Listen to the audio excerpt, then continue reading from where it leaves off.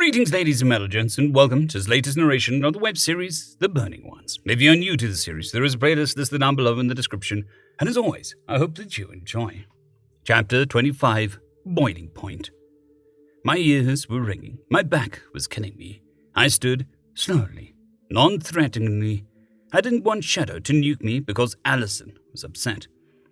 "Listen," I said, trying to project a calm vocal tone.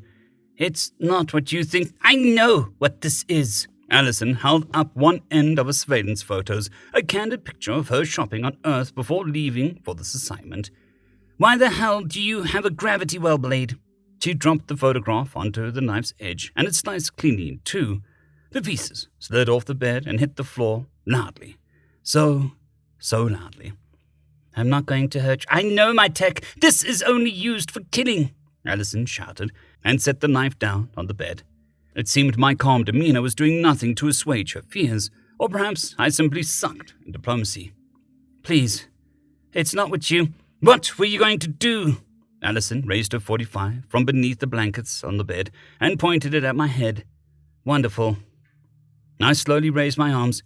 "I was only..." Allison advanced, holding the pistol out with one hand and pressing the barrel against my forehead.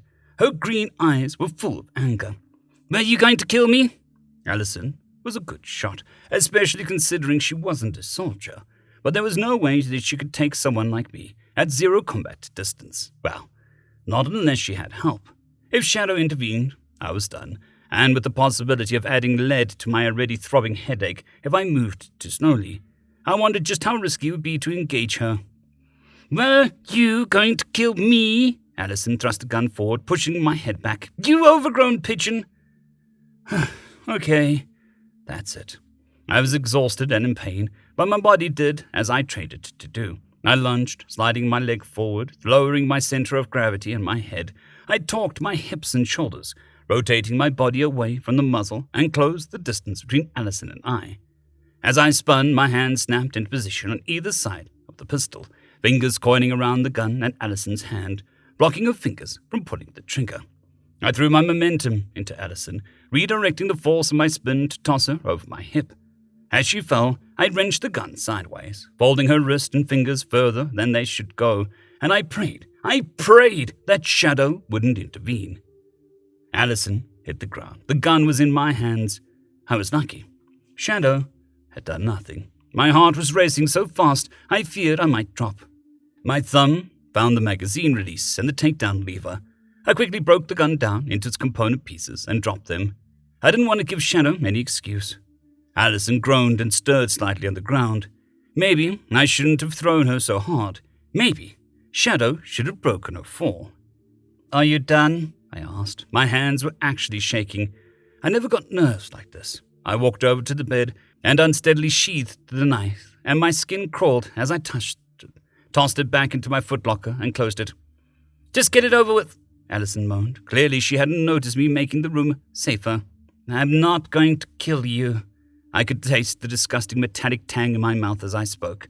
I hauled Allison to her feet and deposited her in a chair. "This was never about you. You are a coincidence, not a mission." You have a picture of me." Allison rubbed her elbow. It was turning purple. I definitely didn't mean to throw it that hard. "And an assassin's blade." "Are you ready to listen?" I turned on the kettle and collapsed into a chair. Shadow knelt next to Allison and took her hand in his energy pulsing erratically with her heartbeat. I guess I'm not the only one with a case of the flutters. "What did I do?" Allison asked. Shadow laid a hand on her elbow, and the blood started going back to where it belonged. "It's never been about you," I explained. I felt awful. My ears were ringing even worse, and my visual field was unstable. I couldn't control my infrared vision. It was flashing in and out. I held my head in my hands, taking my eyes off Allison for the first time. I was investigating the deaths of 4 Seraphim. It was suspected humans had something to do with it, but we didn't know anything about your people. You were a convenient coincidence. The realization crashed into me. I didn't have all the details at the time, but in that moment, as I said it was a coincidence, I knew I was wrong. It was no coincidence. Shadow was watching me intently. "Are you a spy?" Allison asked. "I solve problems. You're the only human in the sector." My head was swimming, the ringing in my ears accelerating. It's not you. Gaia. Allison's voice sounded far, far away. I'm sorry. An image of Allison, stabbed through the chest, flashed through my mind. I'm sorry. Allison stood and walked towards me.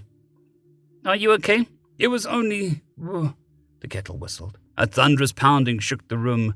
I tried to stand. My legs gave out under me. The room spun like a whirlwind. Lights and colors that I'd never seen erupted all around me as I fell. Everything was happening in slow motion. Shadow was watching me. I hit the floor.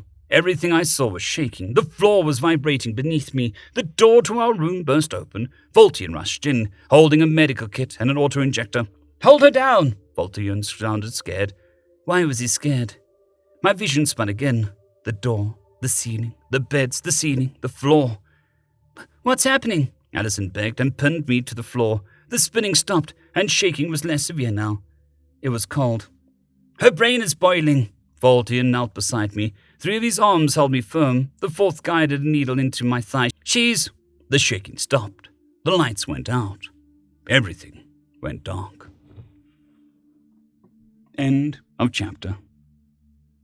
I'd quickly like to thank the T5 peeps: Cold War Boomerwaffen, Sevaren Serberous, Bushmaster 177, Henry the Red, Casper Arnholtz, Cold War Boomerwaffen, Elijah Silvercross, Dragzoon W.R.E, and Sevaren Serberous. Thank you very much.